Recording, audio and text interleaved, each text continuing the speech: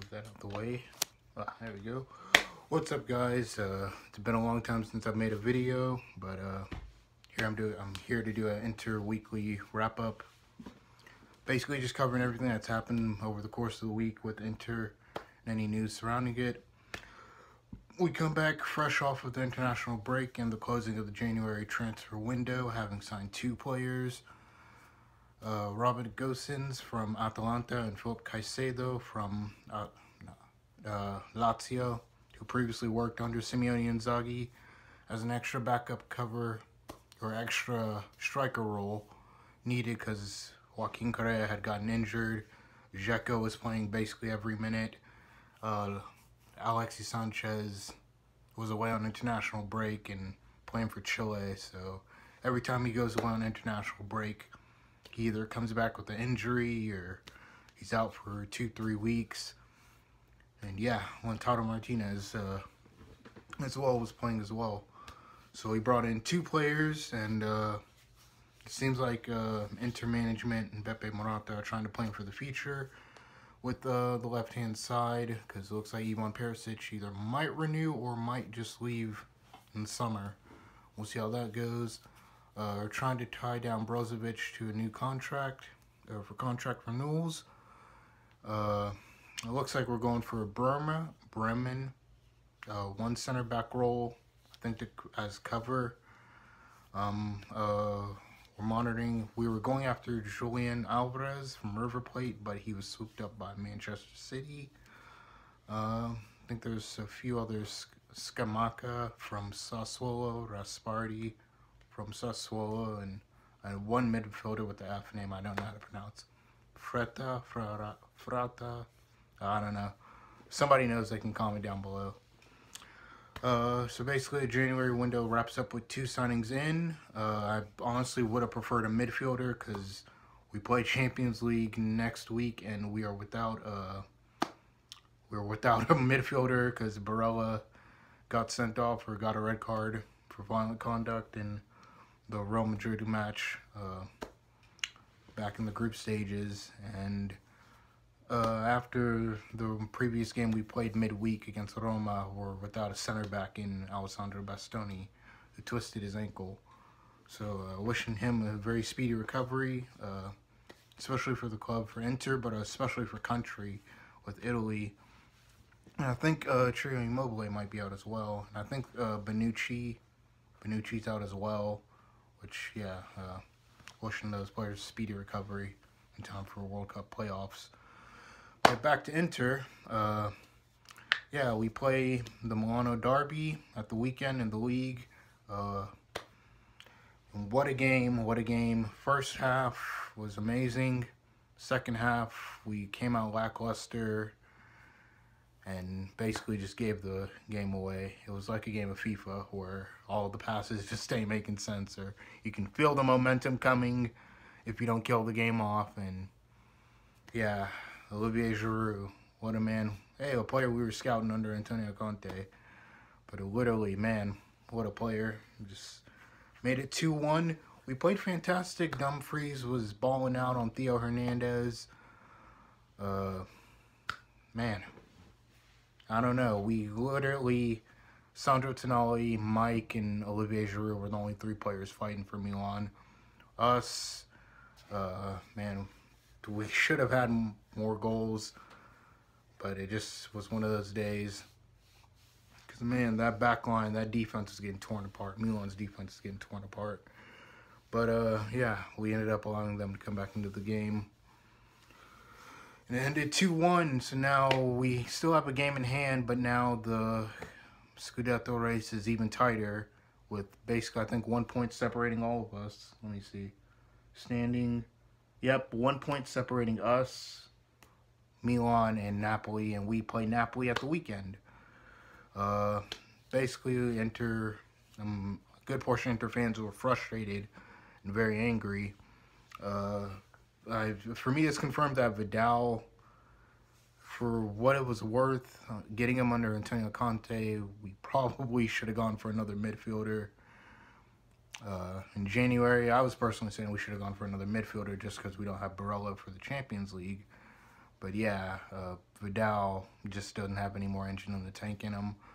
Hakan, we got Hakan Brozovic. Sensi's out. That was one player that left out on loan to Sampdoria. Vecino, Gagliardini. I mean, if man, I don't know. You could combine Vecino and Gagliardini, but I don't know what kind of player you get there. Maybe if you combined him with Vidal, you'd have a player you wouldn't have to worry about. But man, well, whatever chance, especially too with the injury of Bastoni midweek in the Coppa Italia match against Roma, whatever chance we had against Liverpool is basically gone now, because I don't know if DeMarco, who's probably going to come in and fill in for him, will be able to handle him, or maybe he might bring in D'Ambrosio. Especially this weekend, Saturday, we play Napoli, and that is a must-win game. And surprisingly, I think back in November or December, right after another international break, that was the first match we came back to. That was a must-win game to give us points in the Scudetto race. But now, basically, we've given them kind of a lifeline. And none other than Victor Osimhen is back as well. Wearing a face mask to protect his face. Having gotten injured a few months ago, but yeah, he's back, and I can only imagine what will happen with that. If he ends up doing what he did, where he drags our defenders across and just basically sets up another goal. But yeah, after that match, we were looking for a response. We played Roma, which was Jose Mourinho's return to the San Siro Stadium. And he was welcomed back by the Ultras. Always one of us, forever a blue.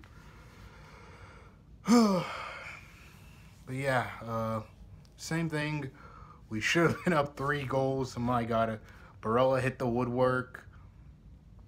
Hold on real quick. Matches. Who scored? No, Sanchez scored. Who did it? It was Dzeko. Yeah, Dzeko scored in the first 2 minutes from Ivan Perisic cross. We should have been up. I forgot who else should have scored one. Barella hit the woodwork.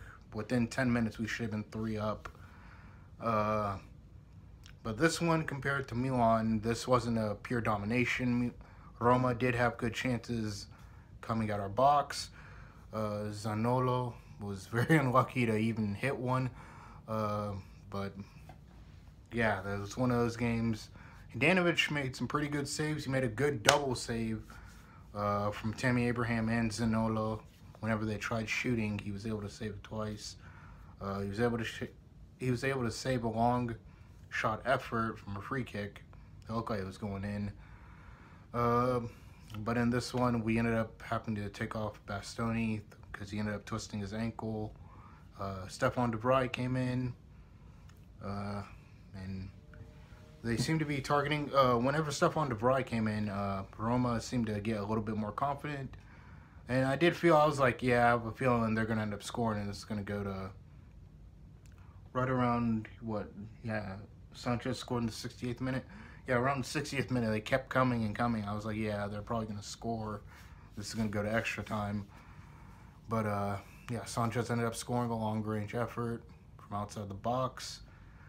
And, yeah, it ended up being 2-0, which I actually want to see what the stats are on that. Yeah, 12 shots. Or the first half stats were 6 shots to their 3, but in the second half, ours is 12 shots to their 10, with 1 on target, which I feel is not accurate. But yeah, we basically play Milan again in the Derby we play Milan again in the Coppa Italia in a 2-legged Derby, and that should be very interesting for how that's going to go. We take on Napoli this weekend, which I'm wondering how's the lineup going to be for that one, especially the back 3. Is he going to go DeMarco, De Vrij, Skriniar, De Vrij, Skriniar, D'Ambrosio, De Vrij. Oh, man.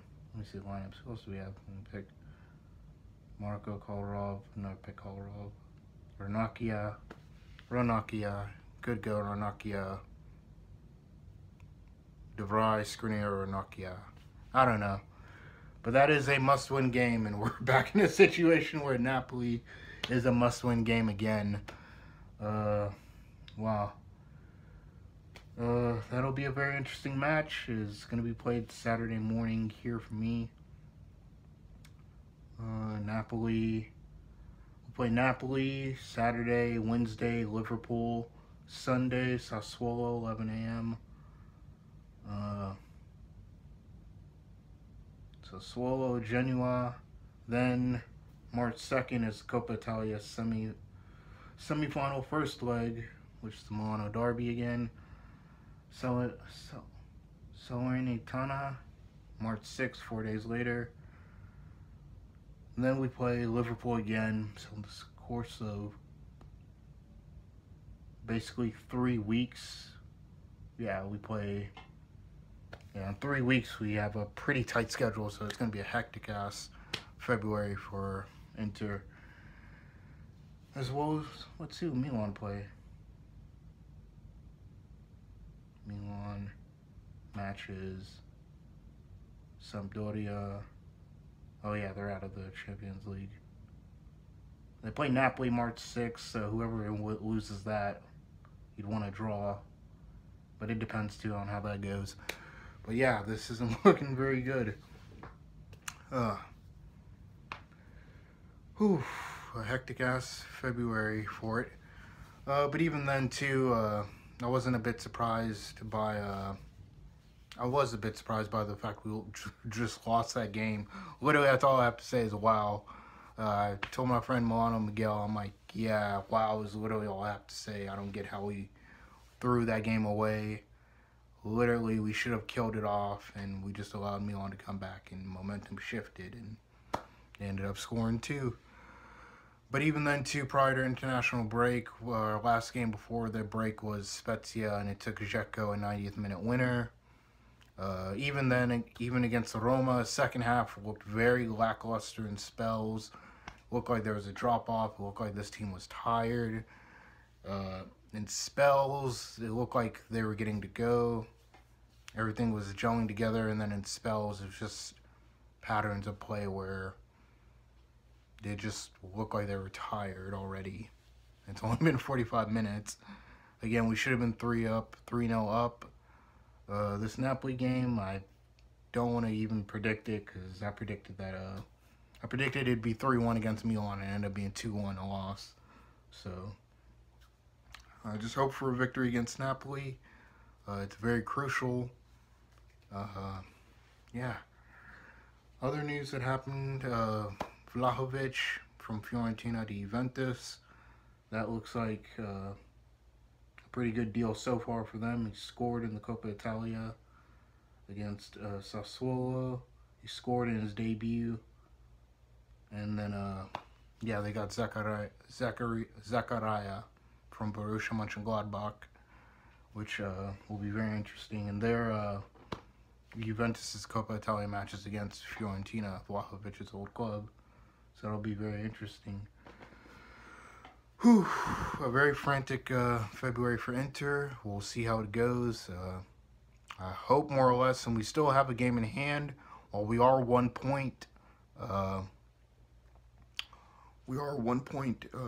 ahead. We still have a game in hand. The match against Bologna that was called off due to COVID. But still, you never know how that's going to go. But we still have the fewest defeats amongst the top 5 teams with just two losses, 5 draws, 16 wins. Napoli in second with 16 wins, 4 draws, 4 losses. And the same with Milan. And we beat them on goal difference by +6. So yeah. I don't know. Let's see how it goes. I'll be sure to catch you guys this Saturday with the match reaction to Napoli. And yeah, be sure to leave a like, comment, and subscribe. Comment what you guys think will be how many points do you think we'll get out of the next few matches? Napoli in the league. Napoli, Sassuolo, Genoa. Napoli, Sassuolo, Genoa, Salernitana. and Sassuolo. And then what do you think will be our lineup for the Liverpool match midweek? Because that's going to be crucial. And yeah, be sure to catch you guys Saturday. Ciao.